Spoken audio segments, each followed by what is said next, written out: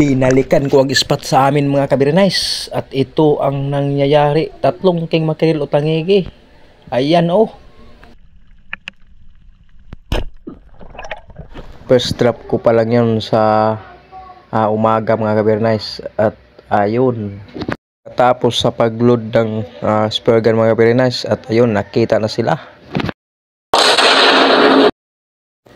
Na shooting line po yan, pero anong nangyari? Nakawala.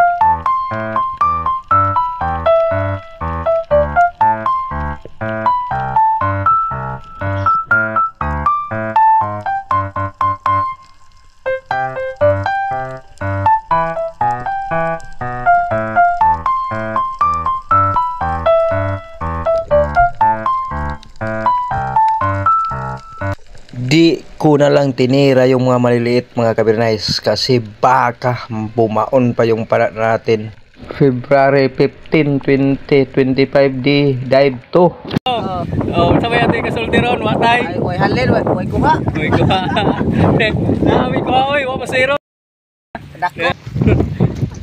Wala. Ikoy. Balik na siya sa umro, no? Mag-inis pa ni Ron. Oh, iya. Ang bana nabilin.